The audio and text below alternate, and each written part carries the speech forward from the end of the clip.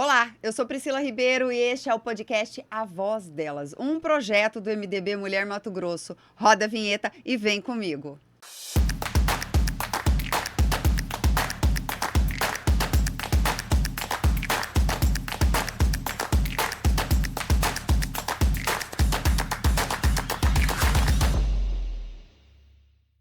Ela é a única deputada estadual eleita por 3 legislaturas. Foi a primeira mulher a conquistar por 2 eleições consecutivas a maior votação para a Assembleia Legislativa e também a primeira a residir a casa em 2019. Natural de Juara e formada em Direito, Janaína atua em pautas ligadas ao municipalismo, defesa das mulheres, saúde, educação e servidores públicos. É autora de mais de 120 leis em vigor no estado de Mato Grosso. Mãe de Sofia, do José, do Diógenes e filiada ao MDB desde 2016, em 2025 tornou-se a primeira mulher a presidir o partido em Mato Grosso. O podcast A Voz Delas recebe hoje ela, Janaína Riva. Priscila, que alegria estar aqui junto de você no podcast A Voz Delas. Que orgulho de participar desse projeto pioneiro do MDB Mulher do Estado de Mato Grosso. Eu já aproveito, Priscila, para parabenizar a Web Flávia, por terem idealizado com tanto carinho, pensando nas nossas mulheres do partido, em dar a elas protagonismo, em dar a elas voz, em aqui elas também aprenderem um pouco como funciona, como vai ser essa caminhada até as urnas, que vai acontecer só em outubro. Então, uma oportunidade que está sendo dada às mulheres do nosso partido, que eu fico muito orgulhosa de fazer parte disso tudo junto de vocês. Com o podcast A Voz Delas, a gente deu voz a algumas mulheres, mas agora a gente quer saber da sua trajetória. Eu gosto dessa ideia. Podemos começar? Eu gosto dessa ideia. Então vamos lá, olha só. Você vem de uma família conhecida em Mato Grosso e ao longo dos anos você construiu uma trajetória própria, de destaque, inclusive na política mato-grossense. Mas antes de cargos, antes de eleições, da vida pública, eu queria começar pela sua essência. Quem é Janaína Riva fora da política? Conta pra gente um pouquinho da sua origem, da sua história e as experiências que moldaram a mulher que a gente tem aí hoje. Olha, Priscila, eu sou uma mulher muito dinâmica, sou brincalhona, sou bem-humorada. Às vezes eu até tento me controlar, assim, que em alguns momentos não posso ser tão brincalhona como eu sou, mas eu entendo que isso deixa muito mais leve o ambiente, isso desarma, porque na vida pública, constantemente, nós somos colocados à prova, então tem muito debate, tem muita discussão, tem várias argumentações, e eu entendo que muitas vezes elas vão ficando tão sérias, que vão caminhando para um rumo que beira até a agressividade, né, em determinadas discussões. Então, levar isso com bom humor, com leveza, que é uma característica feminina, torna tudo mais leve. Então, eu sou mãe, como você bem disse na apresentação, eu tenho 3 filhos, meu marido, Diógenes, que é um super parceiro, está sempre ao meu lado, me incentivando, me animando, me ajudando nas minhas tarefas diárias também. Isso contribui muito para o meu mandato. Eu sou filha, então volta e meia eu tenho que lembrar que eu tenho que dar também uma assistência à mamãe, uma assistência ao papai. Sou muito ligada aos meus irmãos, nós dois, os dois, o Júnior e a Jéssica, então nós 3, nós somos muito ligados, né? Nós conversamos diariamente, nós temos... Meu pai e minha mãe criaram, assim, os filhos muito unidos. Então, eu sou uma menina família, eu sou cristã, sou da Igreja Católica, fui batizada na Igreja Católica, acho a religião muito importante também para a disciplina da família, para ajudar na educação das crianças. E sou presidente de partido, né? Então, assim, hoje eu brinquei até, estava com os meus colegas deputados, falei, olha, eu achei que a coisa que mais dava trabalho na minha vida era ser mãe, eu mudei, agora eu acho que é ser presidente de partido e depois é ser mãe, porque na presidência de partido você é a mãe de muita gente, sabe? Aí todo mundo deu risada, brincou, então eu levo tudo com muita leveza. Tem que ter muita disciplina, viu, Sim. Pri? A disciplina ela é essencial, senão a gente não consegue executar tudo isso a contento, porque nós mulheres, nós nos cobramos muito também. É verdade. Agora, vamos falar um pouquinho da sua vida pública. Em que momento a política deixou de ser apenas parte do ambiente que você nasceu e passou, assim, seu projeto pessoal, a gente pode dizer assim? Olha, a política sempre esteve presente na minha vida desde muito pequena. Até eu fiz um relato um dia e minha mãe até falou, nossa, eu ouvi, eu chorei, assim, porque a gente cresceu na vida pública. Sim. E muito dentro dela, porque minha mãe acompanhava meu pai, então ela também levava eu e meus irmãos. E a nossa rotina sempre foi muito ligada à política, a eventos políticos, as amizades, os relacionamentos, sempre eram muito ligados à política. Então, isso, eu nasci, cresci nesse meio, sempre gostei muito. Né? Aquela época nossa tinha bandeira, tinha boné, tinha comício e showmício, né, Priscila? Que na nossa época tinha showmício também. Hoje não tem mais, mas tinha. E a política era um momento, assim, de muita confraternização. Isso mudou um pouco, né? Porque são tempos modernos, então hoje tem a TV, tem o celular, todo mundo tem acesso a isso. Antes, a impressão que eu tenho é que a política, ela unia mais as pessoas do que hoje. Hoje, esses novos, como eu disse agora, essa nova tecnologia, essa política mais moderna, ela barra um pouco esse contato, esse tete-a-tete. Eu identifiquei que eu seria política muito jovem. Com 8 anos eu falava para minha mãe, falava, olha, criança ainda, eu falava, quando eu crescer eu quero ser prefeita. Falava para minha mãe. Então era engraçado que todo mundo na minha casa, né, minha irmã queria ser arquiteta, meu irmão queria ser médico e às vezes dizia que ia ser fazendeiro. Aí todo mundo dizia, mas e a Janaína? Aí minha irmã brincava, a Janaína ela não sabe o que ela quer fazer, mas ela vai ser política. Então era uma brincadeira que a gente tinha entre nós, que eu realmente sempre sonhei em ser. Então eu não tinha uma profissão, assim, eu não queria ser advogada, eu não queria ser uma arquiteta, eu não queria ser uma decoradora, eu não queria ser uma militar, eu queria ser política. E política me tornei. Essa era a outra pergunta, assim, até particular minha. Entrar para a política, então, foi uma escolha consciente por viver nesse meio. Algo que, de certa forma, parecia meio que... impossível, improvável. Inevitável.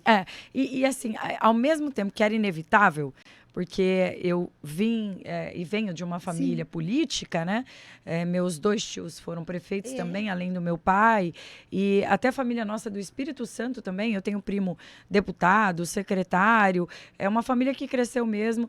Meu avô disputou contra o meu pai. Eu não sei se a Jéssica contou essa história aqui, mas em 82, o meu pai disputou eleição contra o pai da minha mãe, contra meu avô. Imagina a confusão disso tudo. Sorte da minha mãe, que ela era muito jovem, tinha 16 anos, ela era noiva ainda. Ela não votava. Foi a sorte dela que ela não votava. Então, imagina como é crescer nesse meio. E aí, assim, eu gostar da política porque eu via o político como aquela figura de respeito, admirada, querida e adorada, porque era a esperança do interior, estava depositada naquela pessoa. E falava, nossa, eu quero ser essa pessoa, assim, que as pessoas gostam, admiram, que respeitam. E eu busquei isso ao longo da minha vida. Mas, ao mesmo tempo, assim, meu pai e minha mãe também não deixaram. Não tem isso, eu quero ser política. Primeiro você tem que ter uma profissão. E aí que veio o curso de Direito, nessa dúvida do que eu gostaria de fazer. À época, minha mãe e meu pai falaram, não, então... coloca assim como uma possibilidade o curso de Direito, porque vai ser importante, já que você quer ser uma política, você vai usar de todo o seu aprendizado. E eu uso hoje como legisladora, né? Então, muita coisa e uma boa noção desse mundo constitucional, direito civil, direito penal. Hoje isso eu tenho graças ao curso de Direito. Mas nunca exerci a profissão como advogada, né? Não cheguei a tirar a carteirinha da OAB. Até é algo que eu gostaria de fazer, mas todo ano eu falo assim, Pri, vou fazer. E aí a política me consome, e é o que eu amo mesmo. E nos últimos anos eu decidi, falei, quer saber? Vou viver intensamente tudo isso que eu estou vivendo, porque é o que eu amo fazer. E depois, se eventualmente um dia eu decidir não ser mais política, eu foco nisso. Mas não dá tempo já de conciliar tudo. Imagina se eu ainda fosse advogada. O que ia ser, né?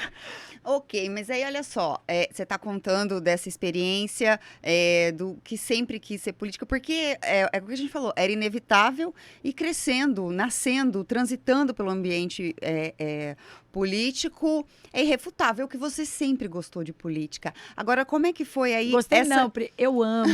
Então, como é que foi essa atuação política? Porque daí veio a política mesmo. Como que foi, na prática? Olha, eu participei de todos os movimentos que você imaginar, de partidos juvenis, sabe? Todos os partidos. Quando meu pai ia passando pelos partidos, assim, eu participava das juventudes. Então, isso mesmo antes de votar, eu já participava de juventude partidária, porque era meu meio, era ali que eu convivia, né?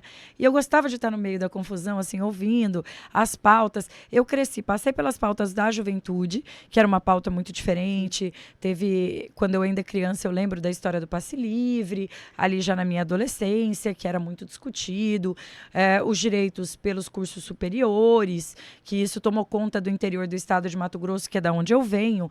Então tinha essa pauta muito forte, porque no interior não tinha universidades, né? Então tinha essa pauta.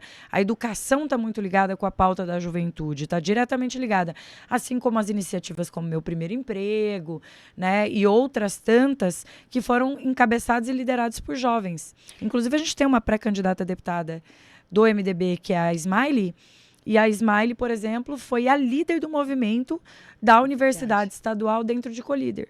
Verdade. Então passa por isso, né? Sem título de eleitor, você já estava ali atuando politicamente. Diretamente. Agora, vamos lembrar da primeira campanha?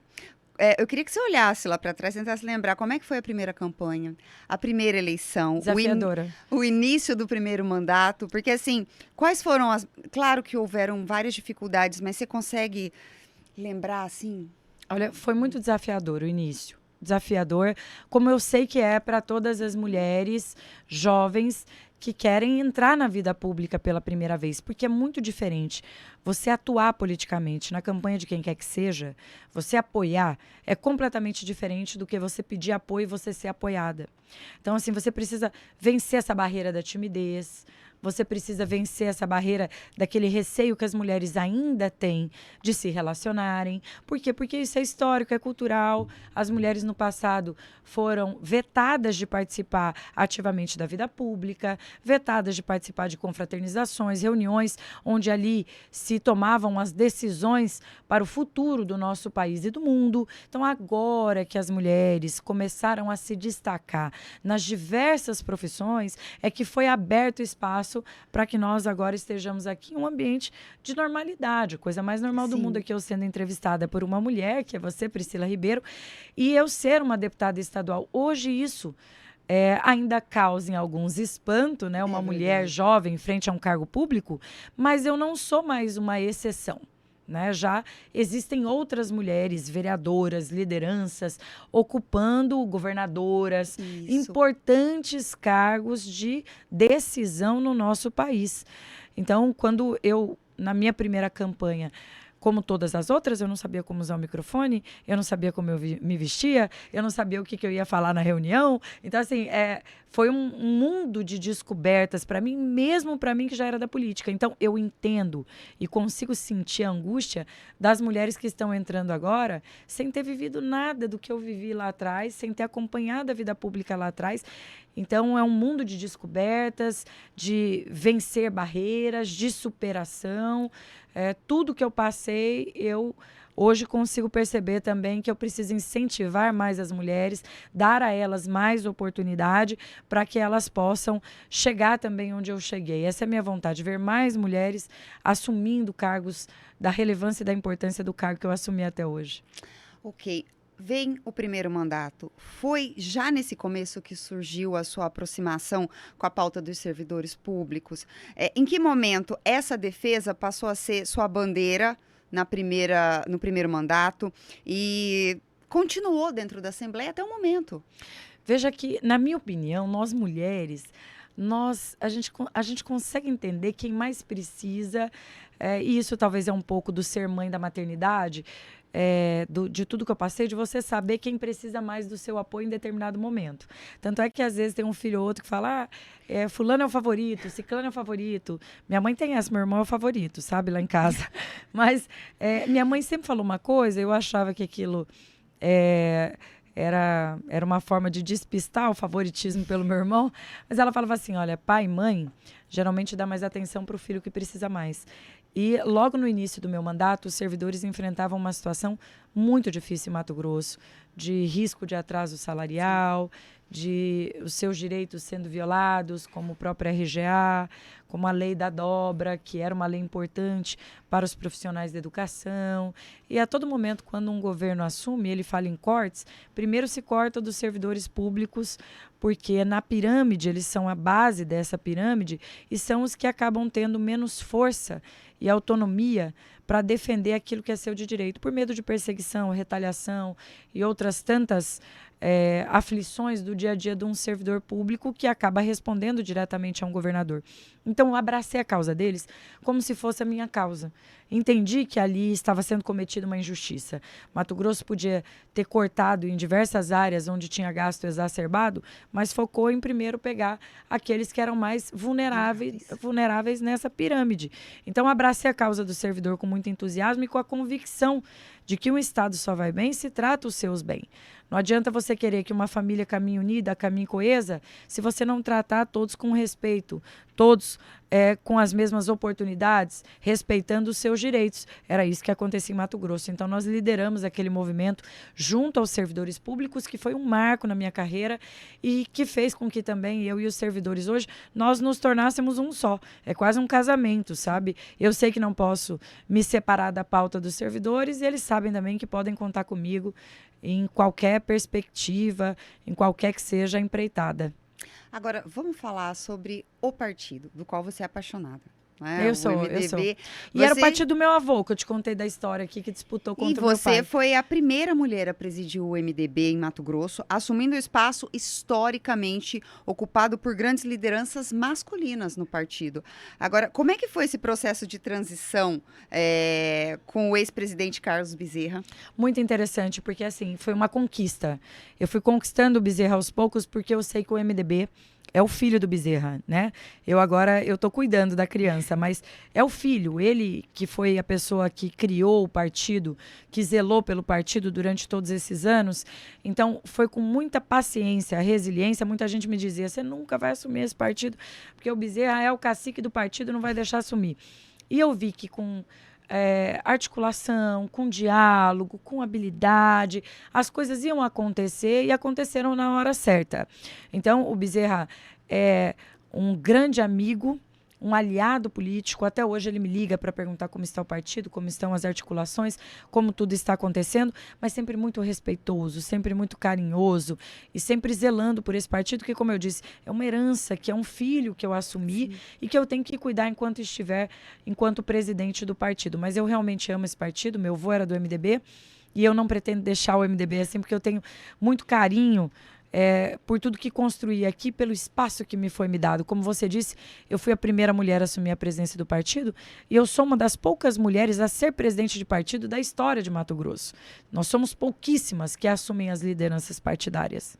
Você acha que isso amplia a sua responsabilidade em abrir espaço, dar visibilidade e fortalecer candidaturas femininas? Completamente. Muda completamente a visão, a sensibilidade. Por exemplo, aqui a Voz Delas, um podcast voltado só para as mulheres do partido. É uma forma de eu poder também dizer a elas, olha, eu estou aqui, eu vejo vocês, eu percebo as dificuldades, eu entendo o que vocês estão passando, sabendo eu que fui privilegiada porque eu tinha um histórico familiar político, então tudo que eu puder fazer pelas mulheres enquanto presidente de partido, eu vou fazer porque eu realmente quero ter maior representatividade feminina, porque eu sei que isso não é só importante para o MDB e para mim como presidente partidária. Isso é importante para o futuro das mulheres do meu estado, é importante para o futuro de Mato Grosso, você ter essa visão de sensibilidade da mulher frente a cargos importantes, onde elas possam ajudar na discussão e ajudar também nas decisões que devem ser tomadas para nós termos um estado mais justo, com uma educação melhor, com uma saúde melhor e com mais segurança para todas nós. A gente está falando aí de mulher e eu preciso tocar num ponto muito importante da sua trajetória, ser mulher dentro da Assembleia Legislativa de Mato Grosso, que é o lugar majoritariamente masculino, sempre foi. E muito antes da expressão violência política de gênero ganhar força e reconhecimento no Brasil, você já enfrentava situações como essa na prática. Você pode contar alguns desses episódios para nós? Olha, foram tantos, Priscila, tantos, que assim, no início não se conhecia a violência política de gênero, né? A gente chamava puramente assim de machismo, né? Pura e simplesmente de machismo. E hoje, graças a legisladoras femininas e a magistradas mulheres, nós conseguimos avançar na violência política de gênero, tornando ela um crime contra as mulheres que ocupam cargos públicos e cargos de decisão. Isso fez com que nós, mulheres, passássemos a identificar com mais clareza o que é a violência contra a mulher em ambientes públicos.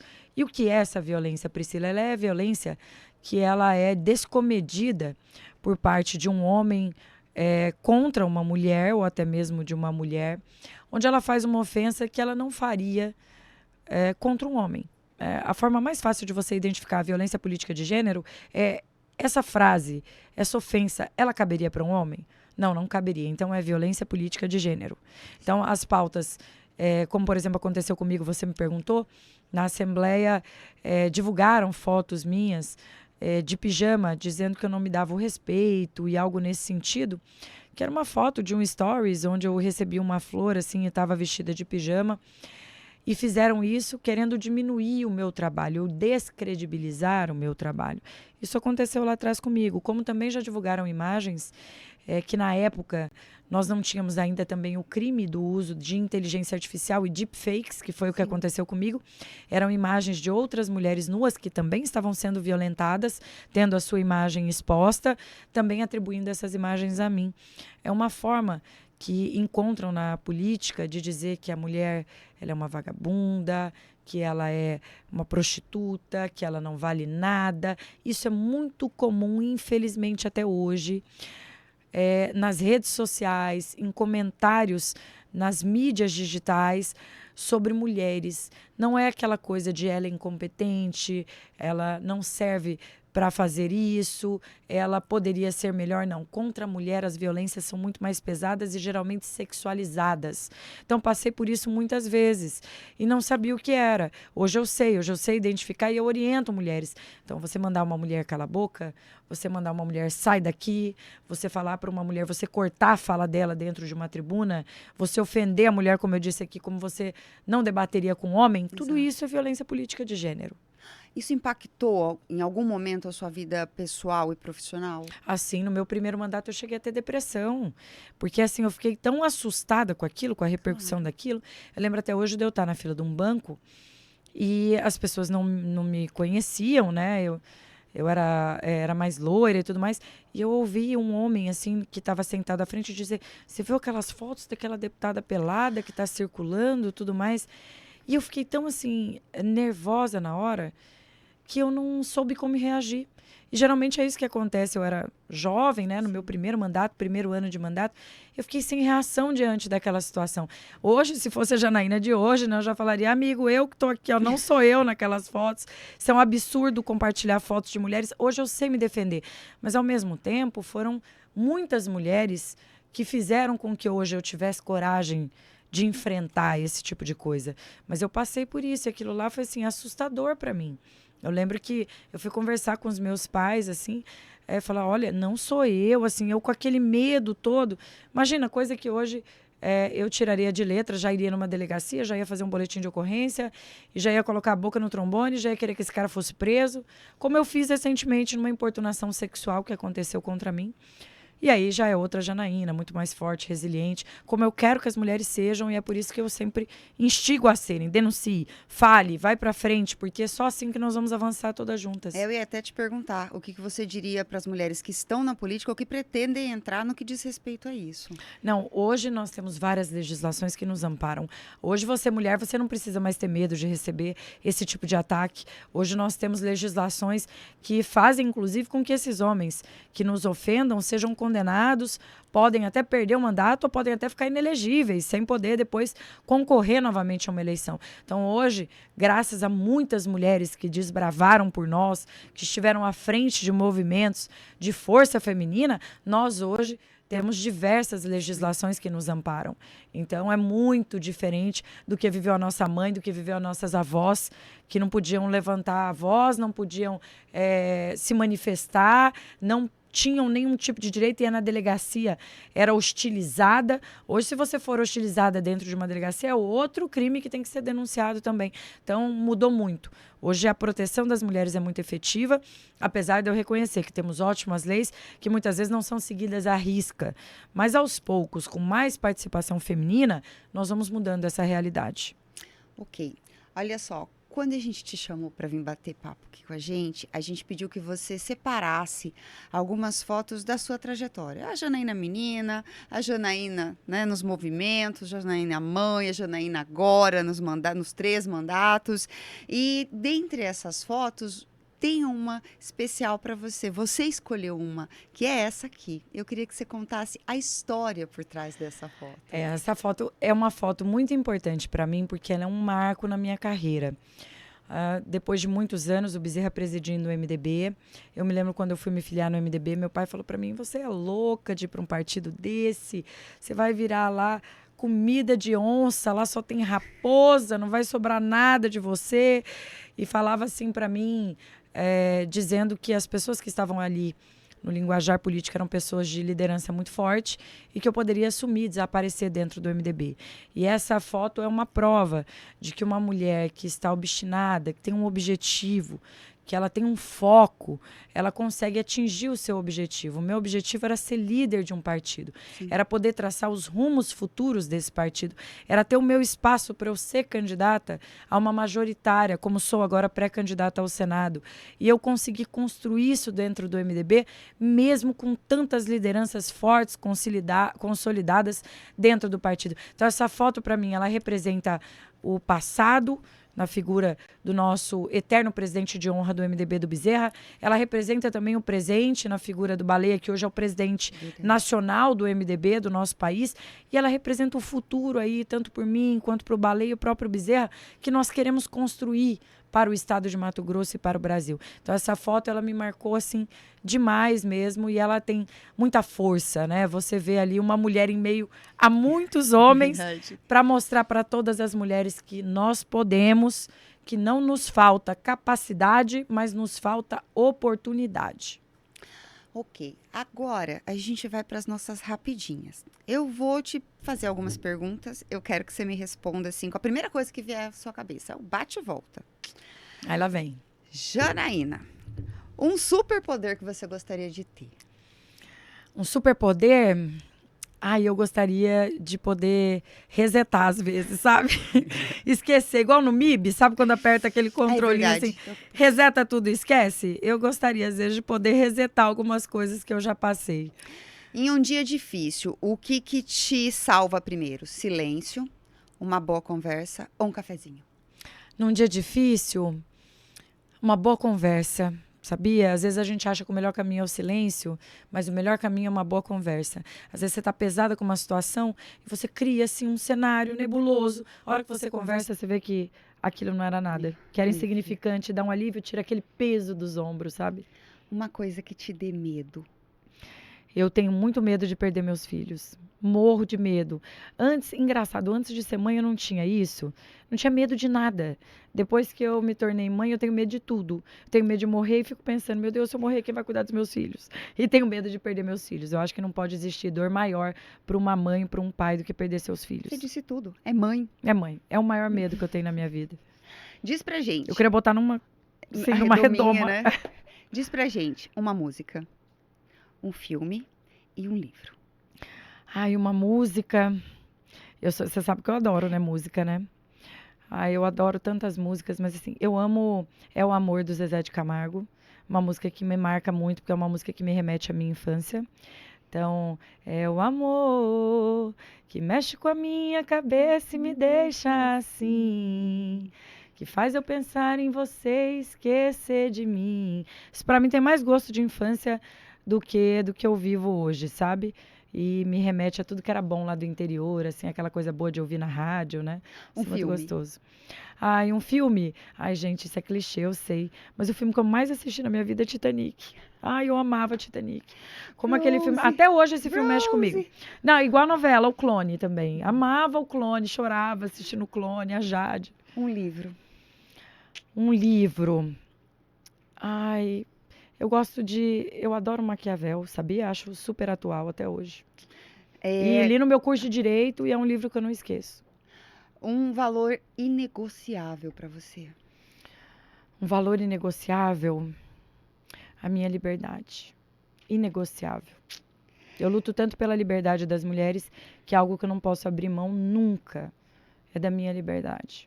Você relembrou sua infância várias vezes nesse bate-papo. Uma traquinagem que você aprontou quando criança que você ri até hoje. Não, eu tenho muitas traquinagens, tá? Você pode ver aqui, ó, que eu tenho marca no meu corpo inteiro. Essa aqui foi uma que eu fui subir num caminhão boiadeiro brincando de esconde-esconde na casa do meu avô. E era casa interior, lá em Juara, só cascalho. Eu caí mais de queixo no cascalho. E aí cortou o meu queixo. Meu pai queria que desse ponto, tudo, mas era pequeno. E ele falava, não, mas se não der ponto, isso aí vai lá na testa dela, vai ficar com corte. Pai, foi no queixo, continuou no queixo, tá? Eu acho que o rosto até estica, mas não é tanto assim, igual o senhor imaginava. Então, essa traquinagem. Agora, eu era a rainha do piolho, eu era a rainha do bicho geográfico. Minha mãe fala, eu jogava bets na frente de casa, jogava futebol. Sempre fui uma criança terrível. Então, eu tenho boas memórias da minha infância lá em Juara. O que ninguém ainda perguntou para Janaína? Eu te fiz várias perguntas. E o que ninguém ainda perguntou para Janaína Riva que deveria perguntar? Ai, o que ninguém perguntou pra mim? Eu acho que já me perguntaram tanta coisa, até muita coisa que nem deveriam perguntar. Eu não vejo nada que nunca foi me perguntado. Talvez as pessoas não tenham uma compreensão real do que é ser mulher em universos tão masculinos quanto o universo que eu vivo, que é muito parecido com as mulheres militares, mas ainda assim tem muitas delas. Para mim, ser a única em 12 anos lá na Assembleia é muito solitário. E a vida pública é muito solitária também. Às vezes você viaja muito, você tem muitos contatos, muitos relacionamentos, mas no final do dia dá aquela síndrome de ninho vazio, sabe? Porque não está com os filhos, não está com a família. E aí você pensa, será que vale a pena? E eu, por muitas vezes, me perguntei se valia a pena continuar.